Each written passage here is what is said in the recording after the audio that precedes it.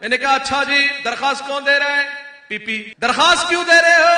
بولا بلدیات کو مؤخر کیا جائے. پھر پتا چلا جی وہ جج کے سامنے کھڑا کون ہے؟ وہ ایم کیو ایم. کیوں بھائی؟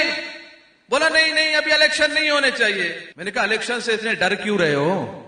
چلو پی پی نے سوچا کراچی میں ہماری دال تو گلنے والی نہیں ہے, ہم ایم کیو ایم کو اپنا بغل بچہ بنا لیتے ہیں. اب یہ لوگ اپنے وہم میں, اپنے خیال میں, اپنے سوچ میں, سمجھ میں یہ سمجھنے لگ گئے کہ اب پی پی اور ایم کیو ایم جب آپس میں یہ لوگ مل گئے اب بلدیات میں کامیابی ہوگی. میں نے کہا اب بھی آ جاؤ. میں نے کہا اب بھی آ جاؤ, مگر ان کو ڈر ہے, خوف ہے, دہشت ہے ان کے اوپر.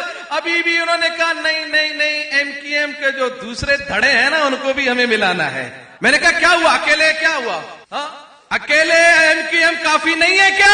بولا نہیں پی ایس پی کو بھی ملانا ہے. میں نے کہا ملا لو. بولا فاروق ستار کو بھی ملانا ہے. میں نے کہا ملا لو. میں نے کہا ٹھیک ہے تمہاری طاقت مضبوط ہو گئی. بولا ہاں ہماری طاقت مضبوط ہو گئی. میں نے کہا کتنی طاقت ہے تمہاری؟ بولا پی پی بھی ادھر ہی ہے, ایم کیو ایم بھی ادھر ہی ہے, پی ایس پی بھی ابھی ادھر ہی ہوگی, اور دوسری جماعتیں وہ فاروق ستار بھی اور وہ دوسرے تیسرے سب یہاں جمع ہوں گے. میں نے کہا اگر تمہارے اندر سیاسی بصیرت ہے, سیاسی قوت تمہاری بن گئی ہے تو اب بھی ہم تمہارے ساتھ اکیلے لڑنے کو تیار ہیں. مگر مجھے یقین ہے تم اب بھی الیکشن سے بھاگو گے, اب بھی تم بھاگو گے, اب بھی تم سوچو گے. تمہیں پتا ہے کہ یہ لبیک والے ہیں, ان کے سامنے گولیاں جب کام نہیں کرتی تو ایم کیو ایم کیا کام کرے گی, پی ایس پی کیا کام کرے گی, ارے پی پی کیا کام کرے گی؟ نانا